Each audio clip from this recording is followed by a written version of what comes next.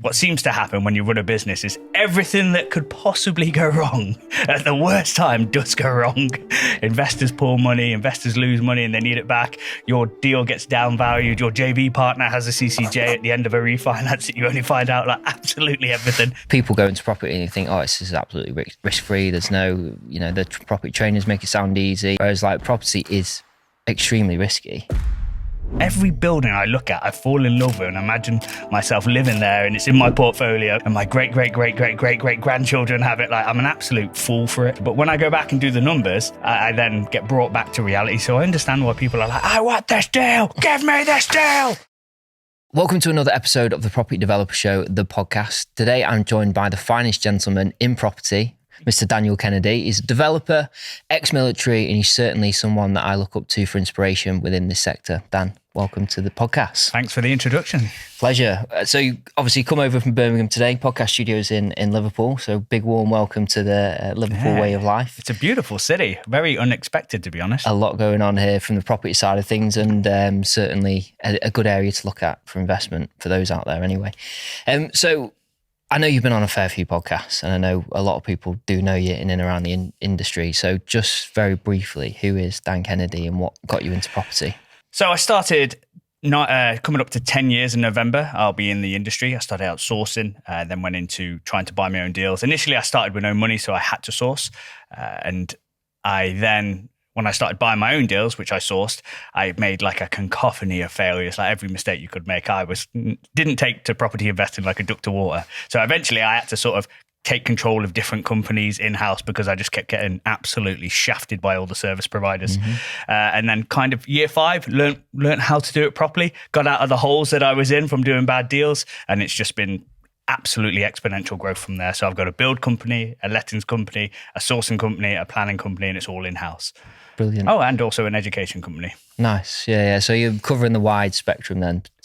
I mean, in terms of like the property journey, I guess people sort of often I speak to people that are always looking for the perfect timing. And obviously by the sounds of it, there was no perfect timing for you, no money, no experience, just wanted to jump into it. How did you sort of find that process initially? Obviously, it must have been quite painful. But miserable. What kept you going? I have not enjoyed one day of this journey. It's only year 5 onwards that I've enjoyed it. I came from a very stable job being in the military, so I knew my paycheck was coming every month, like without fail, regardless of my performance, and that creates a sort of complacency within you. And then when you have to actually work for it, even though it's like everyone else in Civvy Street, they have that similar stress. They can lose their jobs. You're not going to get fired in the army unless you get injured. So there was a very different level of stress, and I did not handle it well. I crumbled like a crouton when I had my first bit of stress, and only by sticking in it and really just persevering through it is your tolerance to stress and problems gets more and more and more. And what seems to happen when you run a business is everything that could possibly go wrong at the worst time does go wrong. Investors pull money, investors lose money and they need it back. Your deal gets downvalued. Your JV partner has a CCJ at the end of a refinance that you only find out like absolutely everything. And I'm very happy, really, really happy that happened early on with lesser sums rather than the sums that I'm dealing with now. Because if I had one of those problems, there's no way I could work myself out of it. I'd be joining the rest of the investors that seem to be going under at the moment. Well, that's quite an interesting topic, isn't it? That whole investors going under and struggling. I mean, people go into property and you think, oh, this is absolutely risk-free. There's no, the property trainers make it sound easy. Dan makes it sound difficult, but he's probably, just had a bad experience with it.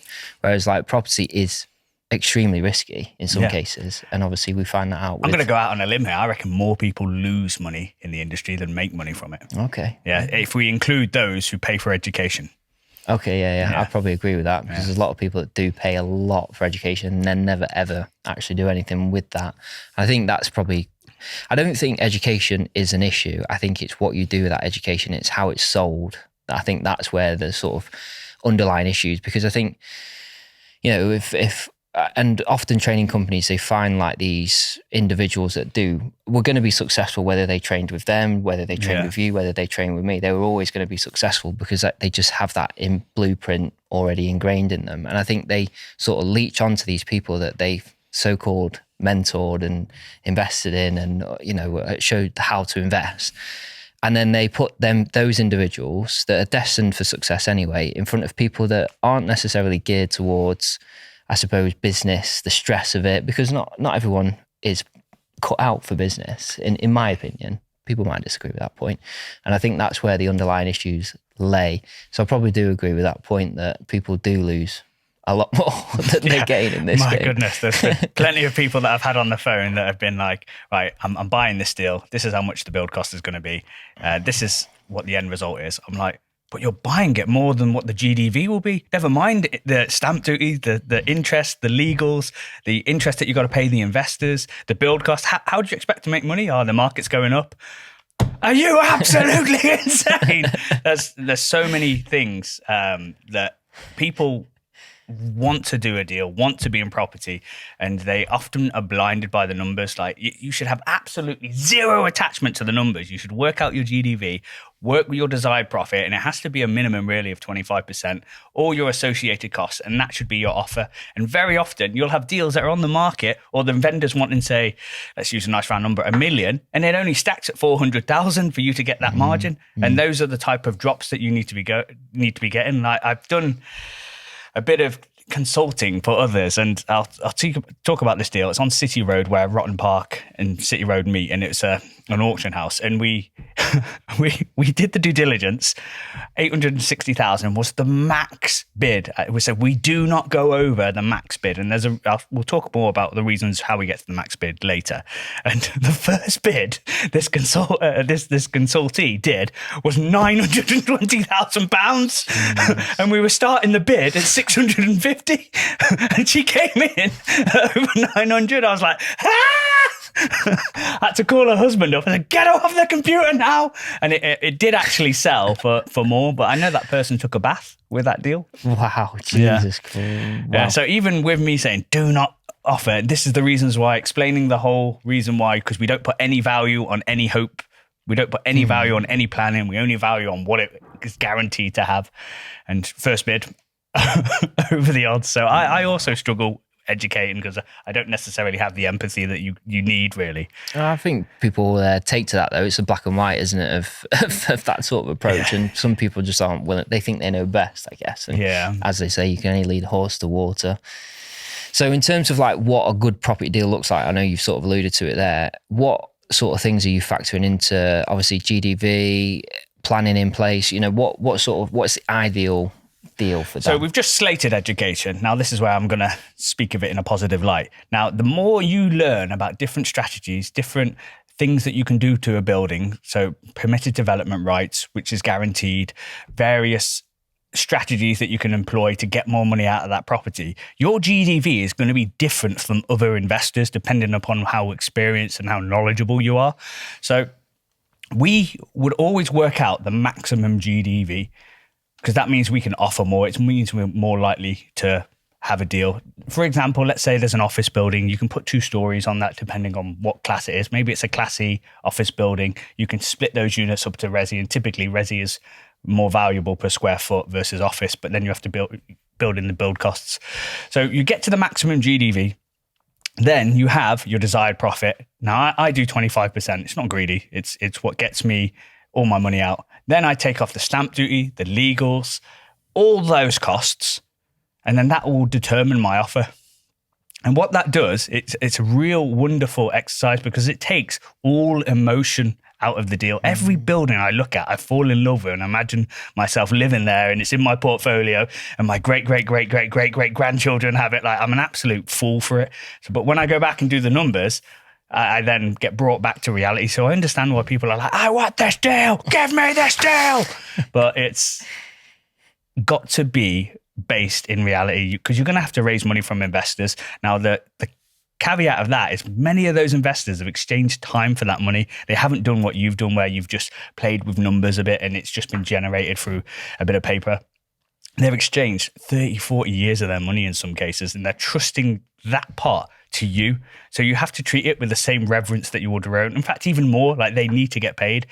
You can't go into this business and be so loose with everyone's money that we just see all the time. Like, as soon as somebody's in property in 2 years, they've got a Lambo, I know they're on borrowed time, like, because it's just not the reality. Every single investor I come across that has a substantial portfolio has none of that flashy life, because you don't make that much money from property. It takes years of good deals to compound consistently for you to have any meaningful impact on your lifestyle. You're not doing it in year 1, year 2, year 3, unless you're selling a rent to rent course. Like, that just seems to be you'll see it. Somebody will get into property, then their buyer they'll go author, speaker, mentor, bankrupt. That seems to be the trail. Yeah, no, I agree. I think the whole flashy lifestyle thing, I mean, you and I know we've been in property for long enough to see what the stepping stones are. And I sometimes see people that have, had overnight sensation success. And I'm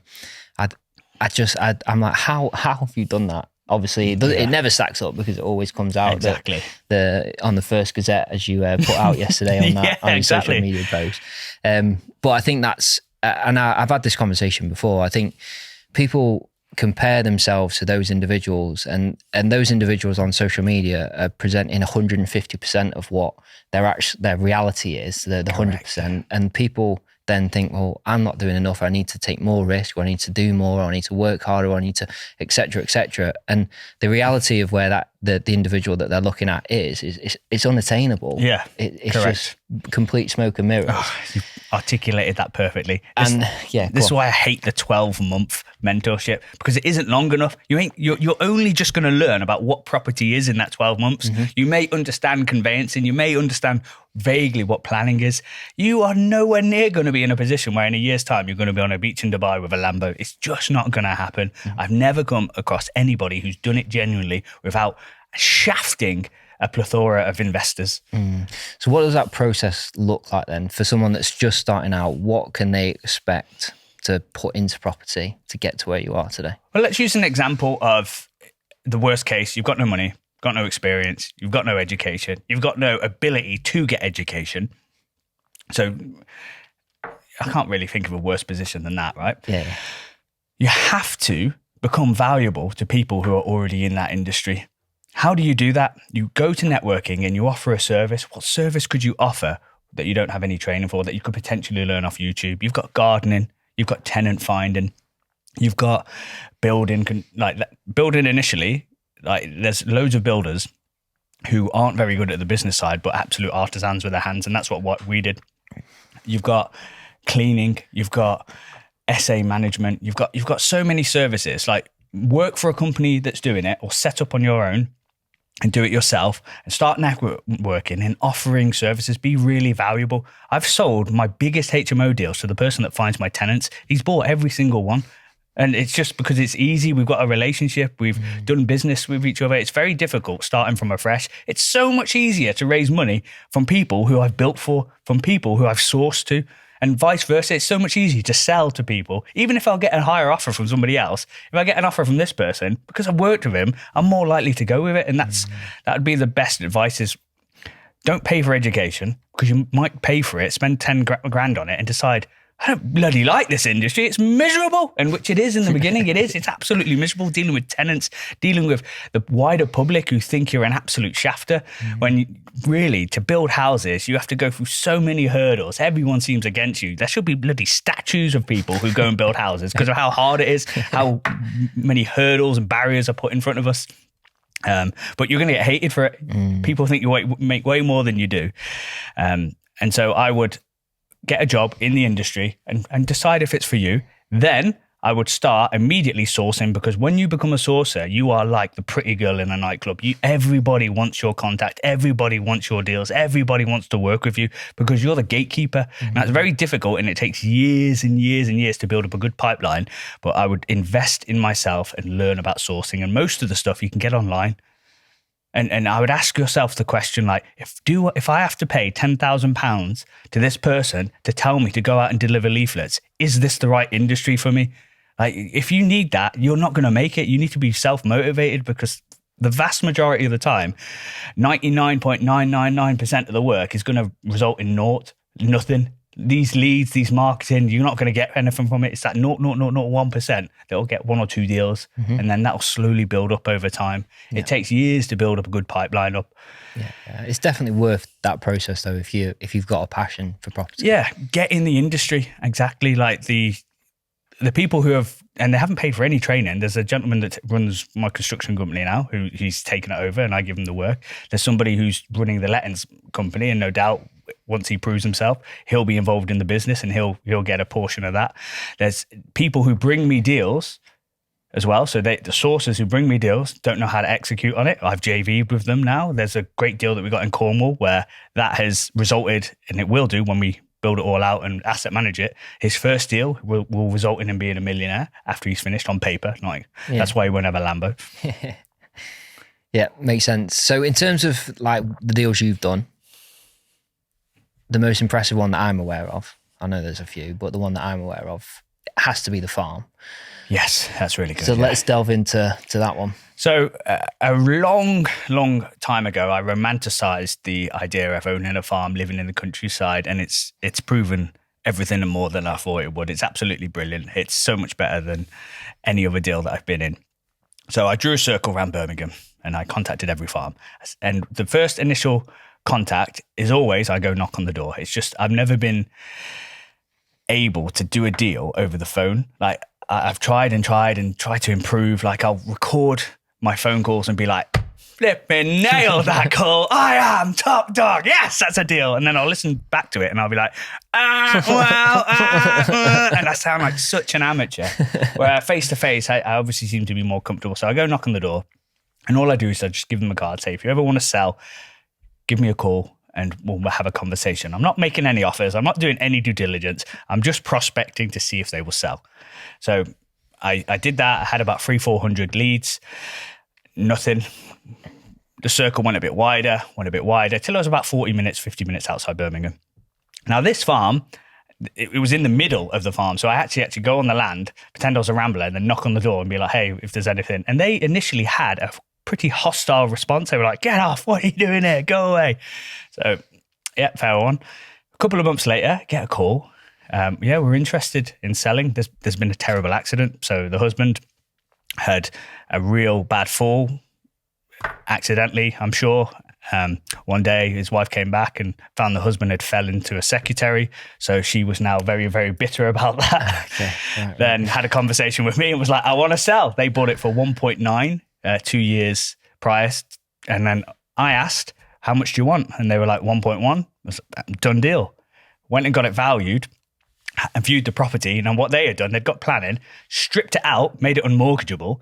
So left themselves in a real sticky situation, which I would have stripped it out anyway. So it was more of an advantage. It saved me a couple of K on strip out. Yeah. It got downvalued to $1,040,000. So I dropped the offer and they accepted it. And then it went through. Now, whenever I look at a deal, I put zero value on the hope of what I might get. Zero, because I need planning. I need to wait in planning. It needs to stack on its own and I need to get off a bridge. And I'll tell you the reason why we have that rule, because it's a very good one. The main house had been stripped off. There was an office to the side of it, so classy. It had planning for a serviced accommodation bungalow and it had a lodge. And it also had a B8 barn, which is storage facility. So that was in phase one. So we developed the main farmhouse, built out the SA unit, turned the Class E into a second unit. So now we've got 1, 2, 3 units, and the lodge is also an SA. So we've got 4 units now. We had that revalued as a collective, and that got valued at 1.2. We'd spent about 350 to get it there, spent $1,040,000. So we're all in for about 1.4. The land now, which is basically 11 acres, because we also sold off 2 parts of the land to the neighbours, was valued at 800,000. So a pretty good deal. It just washes its face being an SA and it's limping. But now what that allows me to do is I have this development plot where I can get 7 barns, planning dependent. Each barn is going to be worth circa 550 to 750, and I've got it for nothing. On the balance sheet, there's no cost for it. And now I get to take my damn sweet time getting planning, getting pushed back, and I'm not going to have that initial stress of, oh my God, I've got a bridge. This is 4 years now, which has happened in the past. So that one's going to be, we've got the main house valued at 1.2. The storage facilities valued at 200,000. and then the remaining land is valued at 800,000. So essentially we paid for what we put in for the phase one, which was the storage unit and the SA unit, which is essentially 5, and then the land is 800,000, which is free. And then we'll build that out and then probably sell it all off. Now that one will generate, I reckon, because we're going to spend about 300k per bomb, it's going to generate about 1.4 million gross. Yeah, Nice. which is pretty good. And no money in, right? We got the money back out. The investor who put the money in initially is fully paid off, but they've still got a 50% interest in this land. So it's going to be pretty good for them. And we've got free deals like that, where we've got really great plots, absolutely paid nothing for them. And it's just going to be pure uplift in value, pure asset management, pure, like, hopefully profit, because developing is so risky. It's where everyone comes unstuck. Like, whenever I look through the administrations, it's always pre-build. It's never post-build when it's stabilized. It's always pre-build. They bought it. Things are costing too much. They maybe didn't realize they had to do soundproofing, which bumps up the build cost a couple of basis points. And it's an absolute catastrophe.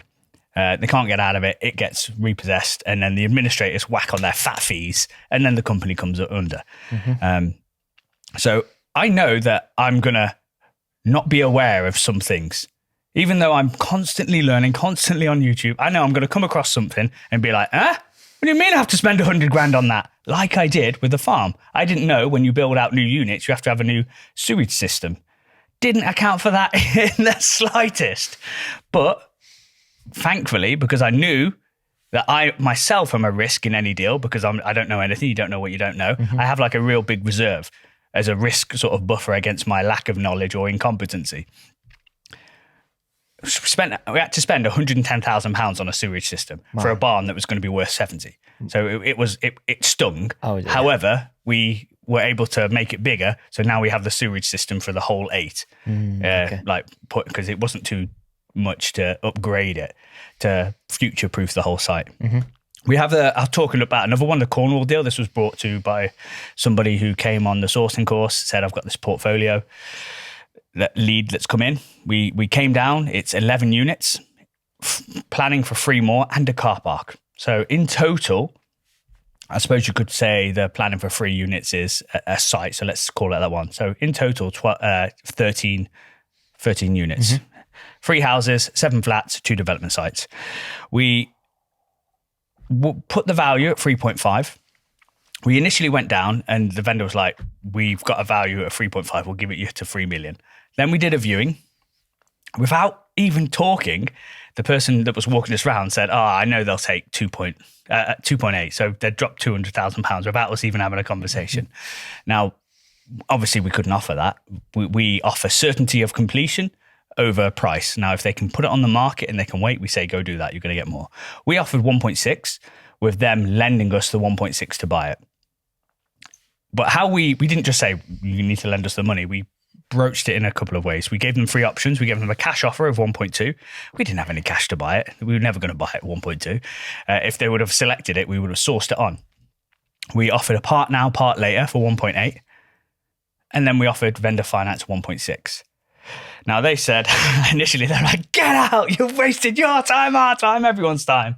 So we left for 24 hours. Then they said, let's come back and have a chat.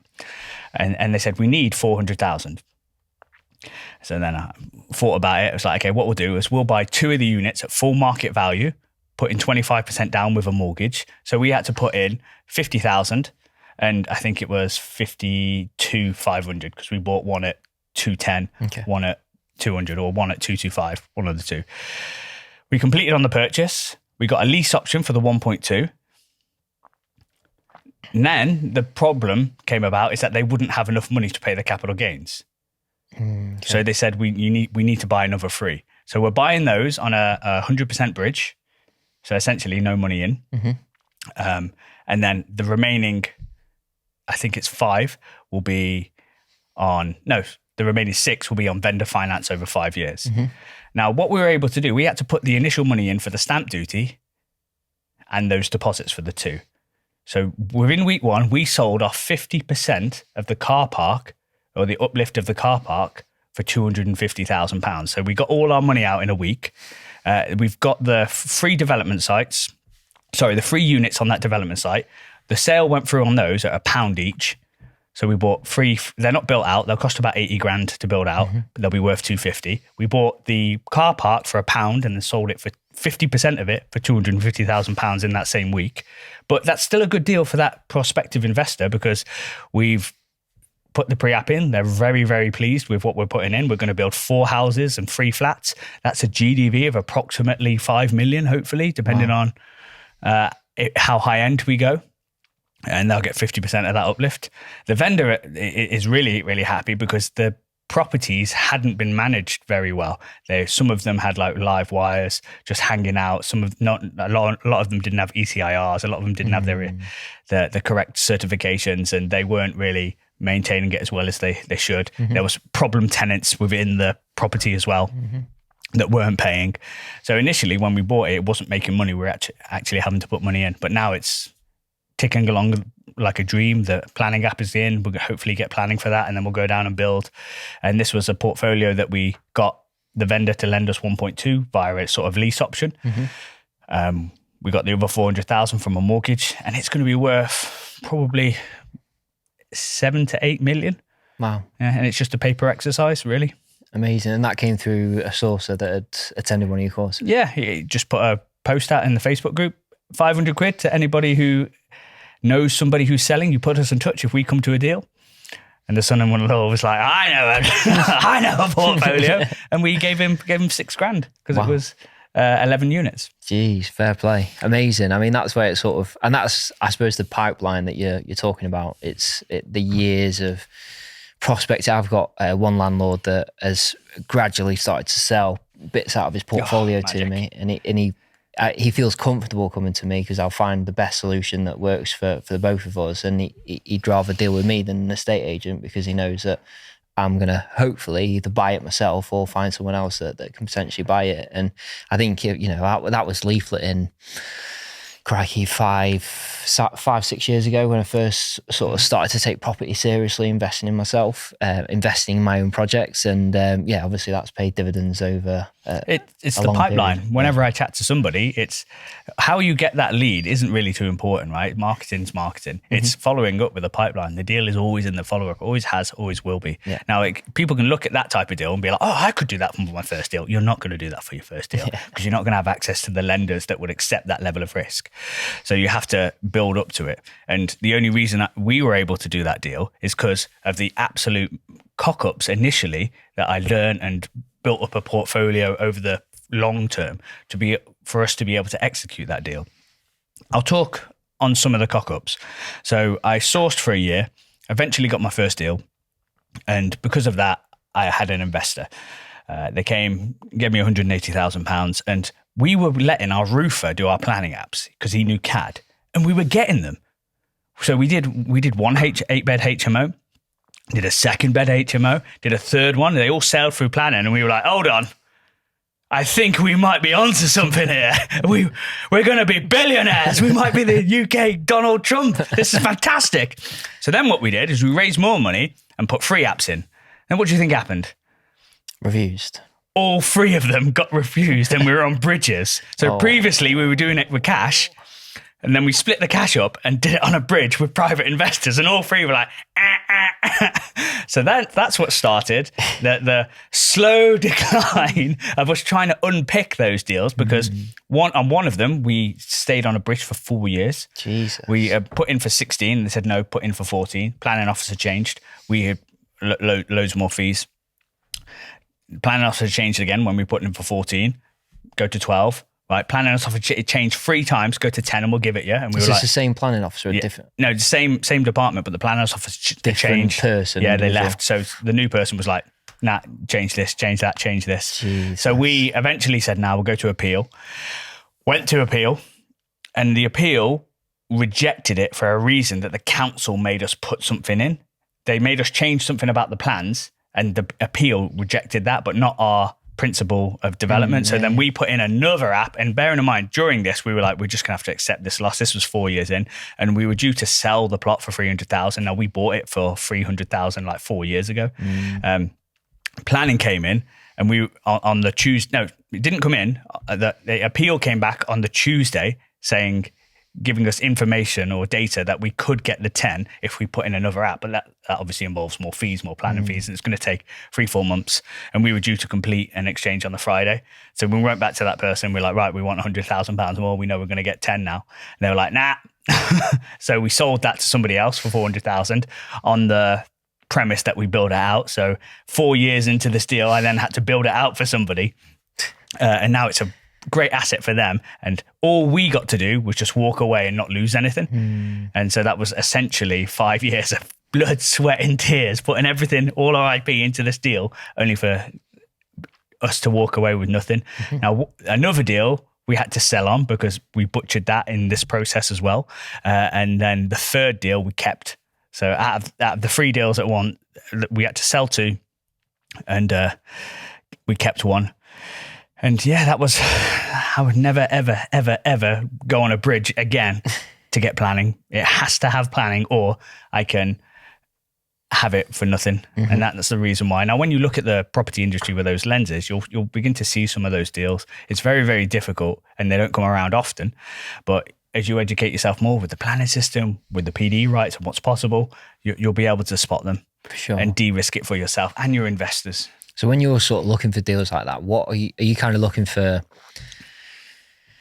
You know, I guess with the farm deal, there was so much flexibility in the deal. You know, we could have gone that way with it. We could have gone that way. This is how we de-risk it. This out the side here, you know, the extra additional lands in the barn, that's extra to this over here. You know, how are you sort of looking at deals and approaching from that kind of perspective then? That's a very good question. I'm going to look forward to answering it. So what it has now in concrete, in writing, in planning, that's the only thing I afford value to. That's it. Anything else is zero. I know that I can maybe get something, but it doesn't matter if I don't. I'm not going to be having receiverships and coming into the office and take all the assets. So that is the key thing. What it has today with PD rights, what it has today with its current planning use is the only thing I afford value to. Now, what I'm trying to do is get an ROI of 35%, which isn't too greedy. It's not like I'm not trying to get all my money out on phase 1. I'm happy to leave a lot in if it gets me the 35% ROI, because that leaves me enough to pay an investor, say 12%, 10%, and also pay down the investor with the remaining 20, 25%, depending on how much I can raise it for. If that's what it means, because then it means 3-4 years it's paid off. I get the income then. It may look fabulous, like this great deal on Instagram or on Facebook, but the reality is I don't make any money from them in the first couple of years because I borrow 100% of it. And then I hopefully make my money on the back end, which is the value of the land. And if that doesn't happen, and maybe it won't happen for any of these, I'm still okay. That's the important thing. So phase 1, I only afford value to what is actually already currently in place. And I'm looking for bigger stuff now. When you do it like that, it's easier to buy these bigger blocks because you can parcel it off. It's easier to buy massive portfolios, and because you don't do it with any money anyway, you just raise it. So I'm looking for the bigger, the better, essentially. Absolutely. So obviously when you come into like the negotiation stage then, and let's say you've got a vendor that, well, a Cornwall investor or vendor, for example, obviously from their perspective, they perceive the value of what they've got in a certain degree. You know, in another example, you know, you've got a house with a plot of land off the side that's got no planning. It's just a big plot of land. And they've, you know, grown vegetables on it for centuries. How do you sort of approach that then in terms of like the negotiation side? Because an estate agent will go along, oh God, yeah, you can get 7 houses on that and all this, you know, song and dance. And... So for me, I am fully, totally open and honest. I don't try and deceive them at all because I'll forget that I've tried to do it and I'll tire. I'll say to them, so with the Cornwall, I'll say, if you put this on the market, you're going to get near enough double what we're going to offer. Like we tell them that. Because what happens is they'll go to the market and they'll get messed around. They'll get messed around. Now, what had transpired is that some of these units had been for auction and no one had bidded on them because it was during the height of COVID where the rates were going up. So the market, it was very much a buyer's market. So they had no buyers that tried that. So when I was saying, listen, you could go on the market, you're probably going to get more. If you could just wait for a longer period of time, you're going to get substantially more. And what turns out, the reason why they needed the 400,000 is because the daughter and the son were going to get repossessed. And so that was their motivation. Right, with you. But because we were completely open, They knew that they were going to have to take a haircut to be able to sell it all at once. And same with my first deal. When I was in the army, there's a real fabulous part of our culture where people or old ladies send us socks and Haribo when we're away on tour and letters. So I got these letters from this Susan, wonderful lady. And this is why I'm in Birmingham now. So I went back on R&R just to say thank you. And you know, when you chat to somebody and you can just see that they're burdened by something. Like they're not quite there in the room. They're not present. There's something wrong. So I said, what's wrong, Susan? And she goes, I've inherited my friend's property. And then obviously me coming in the property world, I was like, surely that's a good thing, right? You should be happy. And what she was worried about is there was a property that had a mortgage on. And when it goes into probate, mortgage payments compound. So they just get topped on top of the mortgage. Now, she was really nervous about that. Turns out the property was worth 210 and the mortgage was only £60,000. So she was going to be fine. But the idea of debt accumulating terrified her. So she was using her state pension to pay that mortgage, which had left her destitute. And that's how lovely this lady is, right? Still sending soldier stuff. So I said, I'll take a look at it. Then I did my due diligence. I said, how much do you want for it? And what do you think she said? 60,000. Yeah, she said, just pay the mortgage off and you can have it. Now that would be me absolutely royally shafting her. It wouldn't be a fair deal. It's not valuable here. It's not valuable to her, and I'd be completely taking it all, and it'd be very unfair. So I said, that's too much. It's worth £210,000. How about £100,000? So you've got money after this. I'll start paying the mortgage now, so you don't have to pay it anymore. So that takes that stress off of you while the sale goes through. And what do you think her reply was? Absolutely, snapped your hand off. It wasn't, no. She was like, how about 107? I was like, you cheeky man, you're going to give it to me for 60? So obviously I still agreed at 107, but I told her it's worth probably about 200,000. Turns out it was worth 210. Because I'd forget that I wasn't meant to tell her that. That's how incompetent I am. I put no faith in my ability to lie because I can't. So I told her how much it was worth, did the deal, and now she thinks the sun shines out of my bottom because of that problem. Like, some people put all their value on the price rather than the speed or the time. Like, property can be a liability for some. And bearing in mind, you might be the only one who can recognize that value because of your previous education, your ability to handle the subsidence or the refurb. Yeah. And so I say, listen, if you do this, you'll get this much, because it's sort of like a consultancy, and you sort of work with them rather than against them. Now, if they go out and get that, brilliant, that's fine, good for them. But if they don't, what tends to happen is I'll say, can you go and put it on the open market? Don't like dealing with estate agents. Can you borrow any money from family to refurb it? No. Are you in the position to refurb it? No, I don't know anyone. I don't trust builders. And you get them to eliminate the other options. So there's only one option left. This guy. And you put your offer there, and you be very, very clear. I offer certainty of completion and speed over time. And that obviously works from a negotiation perspective. Oh, I guess when the circumstances of that vendor fall into place to that kind of environment, I guess, because that's their solution. Their solution is speed. I need this. I need the money yesterday, and you're offering that, and that's part of the negotiation. In the same way, you know, if someone wasn't rushing and they want to maximize the asset value, then they can sit on it and wait for the right opportunity. Whereas you bring that certainty and also time to the negotiations. Yeah, exactly that. And like, how you make your money is so much more important than how much you make. Like, if you're shafting people, it's going to come back in ways that you can't fathom. You're going to need help at some point, 100% in the property industry. And if you've got there by shafting loads of people, no one's going to help you. And I don't know anybody who hasn't had a moment where they've sat with their head in their hands and be like, I had a stable job. Why did I come into this business? I'm an idiot. This is so much harder than I thought it would be.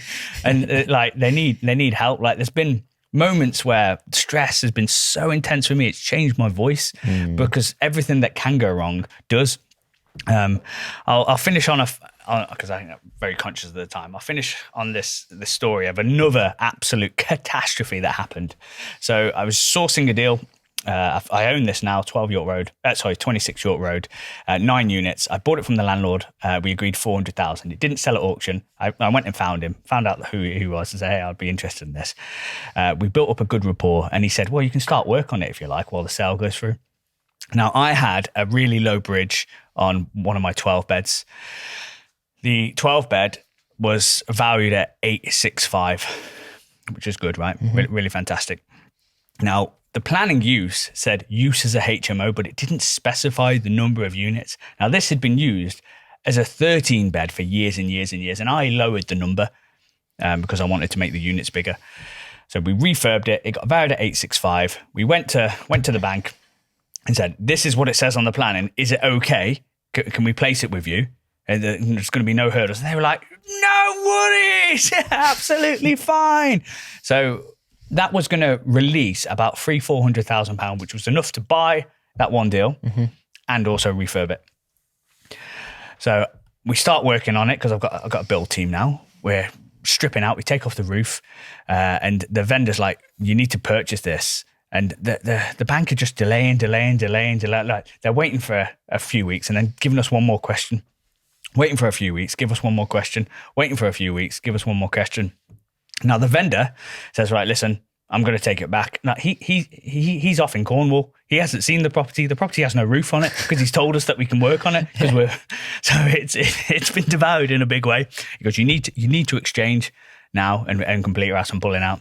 So I go to the solicitors and say, right, let's get it done. Really, really push it. The vendors, the lender solicitors say, yeah, that's good. We're good to complete on Friday. We exchange on the Monday.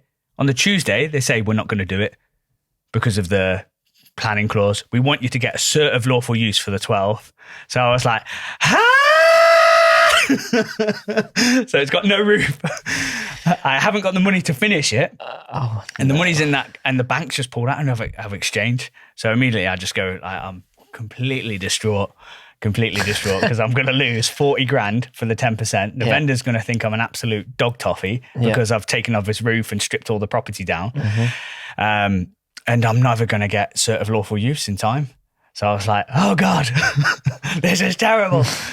So 24 hours, I just did nothing. I just did absolutely nothing. I was just in my head. I'm like, I have fucked it. I am fucked. Like, just completely worries me. Oh, my life's so hard. Oh, this is so difficult.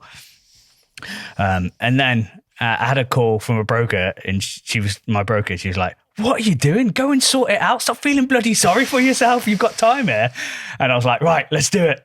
And I called absolutely flipping everybody that I knew. Like if you had briefly passed me in the corridor and I was like, hi, I've got an opportunity for you. And I'd nearly raised it a couple of times. And then like I went from having no money, and because of, I think I'm really, really open about mistakes, and I think there's a lot of value to be had when people can see you're authentic. I went from having no money to having like 11 people wanting to invest, having 8 prospect like packages that I could fund it, to the point where I was like, oh, I might go out and buy some more deals here. And I was like, no, I'm not going to do that. And then we got it funded and we bought it cash with some partners. And then got it built out. Eventually got it refinanced after we got the cert of lawful use, and I will never use that bank again because it was just horrible what they did. And again, that was another point where we nearly lost hundreds of thousands of pounds. Absolute catastrophe. Property, living life on the edge. Oh, it is. There's no relaxing on a beach. It's, no. You are constantly, like, your capacity for stress when you're in the property business has to exponentially grow. Like where previously I'd be like, oh, that's terrible, my life is over. Now it's just another Tuesday because it happens so often. Like there'll be a case, oh yeah, we've got to spend 40 grand now here because of this. We've got to spend 40 grand there because, and it's because of other people's mistakes as well, but it's you that has to carry it and pay for it. That's the really frustrating thing, and you've got to get used to it because it's going to happen over and over and over again. Absolutely. So to round the episode off then, just very quickly, what bit of advice would you give to somebody that's just starting out in property? You need to grow slowly. The first deal you need to do has to be one that you source. Then maybe get a buy-to-let. Then get a buy-to-let that maybe needs a bit of work. Then get a buy-to-let that maybe needs an extension. Then do your first HMO. Then do a bigger HMO.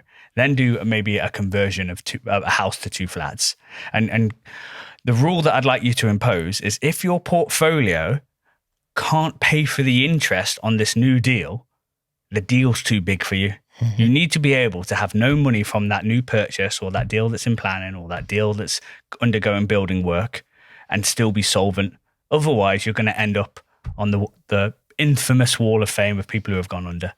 It's boring, it's slow, it takes a long time, but it means you're still going to be in the business in 20 years. Yeah, absolutely. I couldn't have said that better myself. It's a marathon, not a sprint, this game. And if you embrace that, you're on for a rocky ride. That's an understatement. Brilliant. So if people want to get in touch with yourself, or they want to follow the journey, where's the best place for that? I'm always posting on Facebook what I'm doing and stories on Instagram. I don't really offer too many services for people to get in touch. It's just if you're interested in what I'm doing. Occasionally we do sourcing courses. But other than that, yeah, you can just have a ganders of what we do. Cool. Happy days. All right, cheers. Thanks for having me. I appreciate it. Absolute pleasure. No, it's been good. And lots of value for people, hopefully. Thank you very much for tuning in today. Obviously, again, if you're listening to the audio version, please do leave a review. It helps the podcast. And if you're on YouTube, please do subscribe and like. And we can continue to get amazing guests like Dan. So thanks again for tuning in, and we'll see you at the next one. Take care.